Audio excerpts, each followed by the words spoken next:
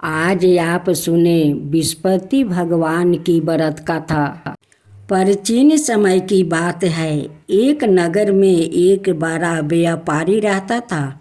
वो जहाज़ों में माल लाद कर दूसरे देशों में भेजा करता था। वो जिस प्रकार अधिक धन कमाता था उसी प्रकार जी खोलकर दान भी करता था। परंतु उसकी पत्नी अत्यंत कंजूस थी। वो किसी को एक डमरी भी नहीं देने देती थी। एक बार सेठ जब दूसरे देश में व्यापारी करने गया तो पीछे से विस्पति देव ने साधु भेष में उसकी पत्नी से भिक्षा मांगी। व्यापारी की पत्नी विस्पति देव से बोली कि हे साधु महाराज, मैं इस दान और पुण्य से तंग आ गई हूँ।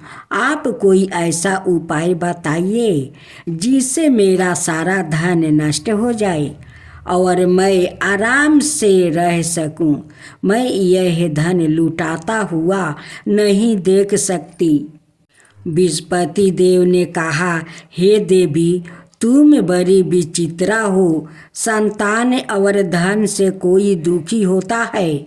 अगर अधिक धन है तो इसे शुभ कार्य में लगाओ, कुंवारी कन्याओं का विवाह करवाओ, विद्यालय और बाग बगीचा का निर्माण कराओ। ऐसे पुण्य कार्य करने से तुम्हारा लोक परलोक सतर्क हो सकता है। परंतु साधु की इन बातों से व्यापारी की पत्नी को खुशी नहीं हुई।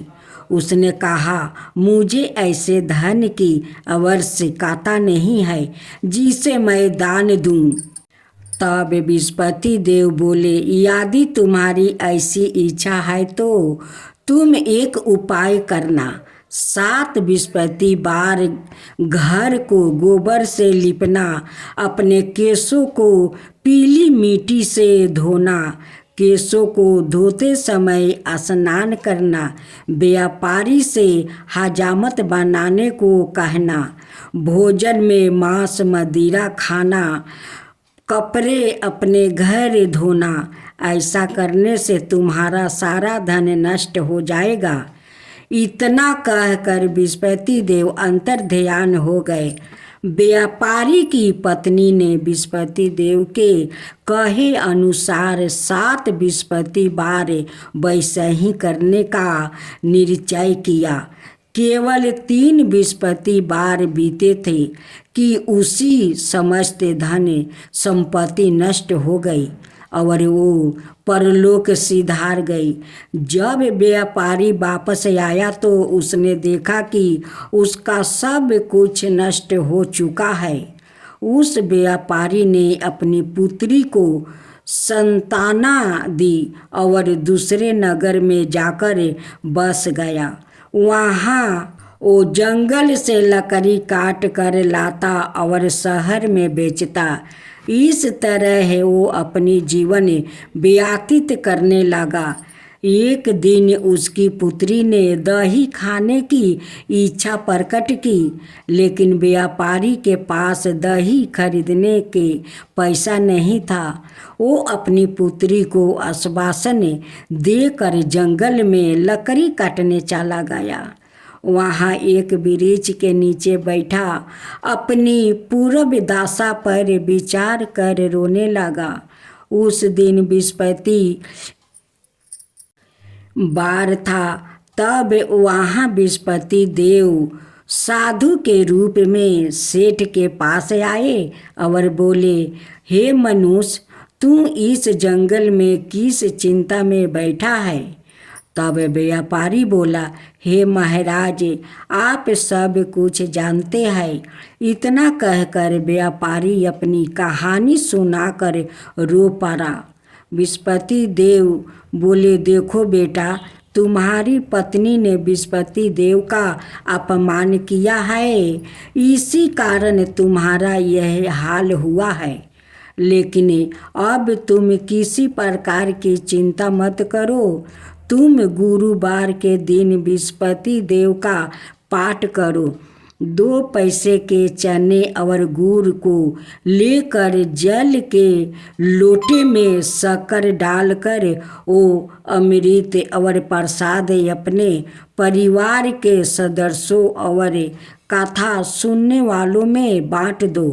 सवाए भी प्रसाद और चना अमृत लो। भगवान तुम्हारा अवश्य कल्याण करेंगे। साधु की बात सुनकर व्यापारी बोला, महाराज, मुझे तो इतना भी नहीं बचता कि मैं अपनी पुत्री को दही लाकर दे सकूं। इस पर साधु जी बोले, तुम लकड़ियाँ शहर में बेचने जाना। तुम्हें लकड़ियों के दाम पहले से चौगुने मिलेंगे, जिससे तुम्हारा सारे कार्य सिद्ध हो जाएंगे। उसने लकड़ियाँ काटी और शहर में बेचने के लिए चल पड़ा। उसकी लकड़ियाँ अच्छे दाम में बिक गई, जिससे उसने अपनी पुत्री के लिए दही लिया और गुरुवार की कथा हेतु चना गुड़ लेकर कथा की और प्रसाद बांटकर सवाए भी खाया। उसी दिन से उसकी सभी कठिनाइयाँ दूर होने लगी। परंतु अगले बृहस्पतिवार को वो कथा कराना भूल गया। अगले दिन वहाँ के राजा ने एक बड़े यज्ञ का आयोजन कर पूरे नगर के लोगों के लिए भोजन का आयोजन किया। राजा की आज्ञा अनुसार पूरा नगर राजा के महल में भोजन करने गया, लेकिन व्यापारी वो उसकी पुत्री तनिक विलंब से पहुँचे और उन दोनों को राजा ने महल में ले जाकर भोजन कराया। जब वो दोनों लौट कर आए तब रानी ने देखा कि उसकी खूंटी पर टंगा हार गायब है। रानी को व्यापारी और उसकी पुत्री पर संदेह हुआ कि उसका हार उन दोनों ने ही चुराया है। राजा की आज्ञा से उन दोनों को कारावास की कोठरी में कैद कर दिया गया। कैद में पड़कर दोनों अत्यंत दुखी हुआ। वहाँ उन्होंने बृहस्पति देवता का स्मरण किया। बृहस्पति देव ने प्रकट होकर व्यापारी को उसकी भूल का आभास करवाया और उन्हें सलाह दी कि गुरुवार के दिन कैद खाने के दरवाजे पर तुम्हें 2 पैसा मिलेंगे। उनसे तुम चने और मुनका मंगाकर विधि पूर्वक बृहस्पति देवता का पूजन करना। तुम्हारे सब दुख दूर हो जाएंगे। बृहस्पतिवार को कैद खाने के द्वार पर उन्हें 2 पैसा मिले। बाहर सड़क पर एक स्त्री जा रही थी। व्यापारी ने उसे बुलाकर गुड़ और चने लाने को कहा। इस पर वो स्त्री बोली, मैं अपनी बहू के लिए गहने लेने जा रही हूँ, मेरे पास समय नहीं है। इतना कहकर वो चली गई। थोड़ी देर बाद वहाँ से एक औरत स्त्री निकली। व्यापारी ने उसे बुलाकर कहा कि हे बहन, मुझे बृहस्पतिवार की कथा करानी है, तुम मुझे 2 पैसे का गुड़ चना ला दो। बृहस्पति देव का नाम सुनकर वो स्त्री बोली, भाई, मैं तुम्हें अभी गुड़ चना लाकर देती हूँ।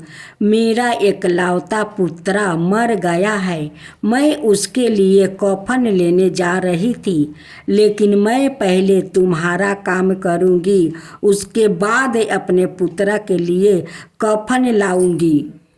वो स्त्री बाजार से व्यापारी के लिए गुड़ चाना ले आई और सवाए भी बृहस्पति देव की गाथा सुनी। गाथा के समाप्त होने पर वो स्त्री कफन लेकर अपने घर गई। घर पर लोग उसके पुत्र की लाश को राम राम सत्य है कहते हुए शमशान ले जाने की तैयारी कर रहे थे। स्त्री बोली, मुझे अपना बेटे का मुख देख लेने दो। अपने पुत्र का मुख देखकर उस स्त्री ने उसके मुंह में प्रसाद और चनामृत डाल दिया। प्रसाद और चनामृत के प्रभाव से वो पुनर्जीवित हो गया। पहली स्त्री जिसने बृहस्पति देव का निरादर किया था, वो जब अपने पुत्र के विवाह हेतु पुत्र वधू के लिए गहने लेकर लौटी और जैसे ही उसका पुत्र घोड़ी पर बैठ कर निकला, वैसे ही घोड़ी ने ऐसी उछाल मारी कि वो घोड़ी से गिरकर मर गया। यह देख स्त्री रो रो कर बृहस्पति देव से क्षमा याचना करने लगी। उस स्त्री की याचना से बृहस्पति देव साधु भेष में वहाँ पहुँचकर कहने लगे, देवी, तुम्हें अधिक विलाप करने की आवश्यकता नहीं है। यह बृहस्पति देव का अनादर करने के कारण हुआ है। तुम वापस जाकर मेरे भक्त से क्षमा मांगकर गाथा सुनो, तभी ही तुम्हारी मनोकामना पूर्ण होगी। जेल में जाकर उस स्त्री से व्यापारी से माफ़ी मांगी और गाथा सुनी। गाथा के उपरांत वो प्रसाद और चनामृत लेकर अपने घर वापस गई। घर आकर उसने चनामृत अपने मृत्यु पुत्र के मुख में डाल दिया। चनामृत के प्रभाव से उसका पुत्र भी जीवित हो उठा। उसी रात बृहस्पति देव राजा के सपने में आए और बोले, हे राजन, तूने जिस व्यापारी और उसके पुत्री को जेल में कैद कर रखा है, वो बिल्कुल निर्दोष है। तुम्हारी रानी का हार वही खूंटी पर टांगा है। दिन निकला तो राजा रानी ने हार खूंटी पर टांगा हुआ देखा। राजा ने उस व्यापारी और उसकी पुत्री को रिहा कर दिया और उन्हें आधा राज्य देकर उसकी पुत्री का विवाह ऊंचे कुल में कर दहेज में हीरे जवाहरात दिया। ओम जय बृहस्पति देवा, जय बृहस्पति देवा, छिन छिन भोग लगाऊं के दली फल मेवा। ओम जय बृहस्पति देवा, तुम पूर्ण परमात्मा, तुम अंतर्यामी, जगत पिता जगदीश्वरे, तुम सबके स्वामी। ओम जय बृहस्पति देवा। चरनामी रीति निज निर्मले, सब पातक हरता, सकल मनोरथ दायक, कृपा करो भक्तो। ओम जय बृहस्पति देवा। तन मन ध्यान अर्पण करो, जो जन चरण परे, प्रभु प्रकट तब हो करे, आकर दुआरे खरे। ओम जय बृहस्पति देवा। दीन दयाल दयानिधि, भक्तन हितकारी, पापी दोष सब हरता भाव बंधन हारी। ओम जय विस्पति देवा सकल मनोरथ दायक सब संदेह तारो। विषय विकार मिटावो संतन सुखिकारी। ओम जय विस्पति देवा। जो कोई आरती तेरी प्रेम सहित गावे श्रेष्ठ नंदन बंदे सो निश्चय पावे। ओम जय विस्पति देवा। ओम जय विस्पति देवा।